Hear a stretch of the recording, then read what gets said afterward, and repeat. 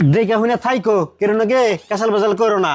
আমি 1 বছর পরে আয় ভরমুনি। গেদা তুই তো বিদেশ গেতাছস, আমার চশমাটা ভাঙ্গা গেছে গা, যদি কয়টা পয়সা দিতি চশমাটা একটু হজুগের আনতাম। তোমার যা আজরে পেশাল, আমি এক জায়গায় যাবেন নিছি, ওখান তোমার চশমা ঠিক করো নাকি।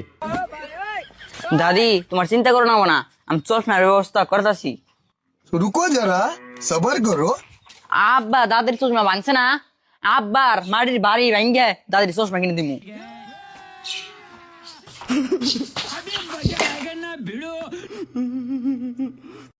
যাই এখন চশমা টিয়া হইছে।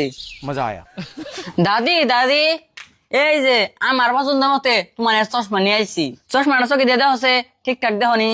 ও বউ আমি দেখতাছি।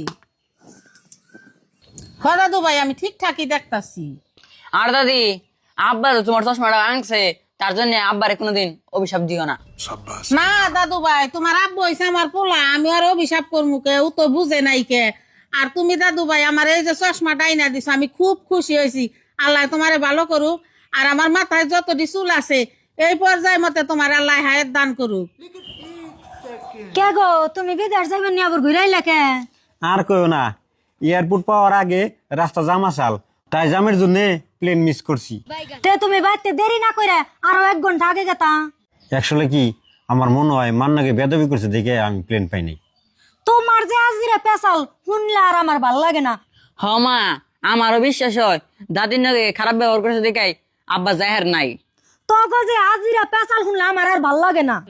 আব্বা মা যেমন তাই গে দাদির কাছে যে বল স্বীকার করো। হ্যাঁ তুই ঠিক কইছ। গেদা ঘুরাইছস কে? আর কইও না মা, প্লেন মিস করছি। আর তোমার নাকি যে আমি বেদবি করছি চশমা নিয়ে, তার জন্য তুমি আমার মাফ করে দিও। তোমার আমি ভুল বুঝবো কে? তুমি আমার একমাত্র পোলা, তোমারে কত দুঃখ কষ্ট করে তোমারে আমি পাইছি, তোমার আমি কোনো সময় ভুল বুঝবো না। আর আমার আশীর্বাদ তোমার মাথায় সব সময় থাকবো। তুমি বিকালে যাইয়ে প্লেনের টিকিট কাটো গা, ইনশাল্লাহ তুমি সিট পাবা। যাও, আল্লাহ বর্ষা। ও বোমা, বিকেলে যাইয়া প্লেনের টিকিট আবার কাটুমনি। ও বো যাও। समझ रहे हो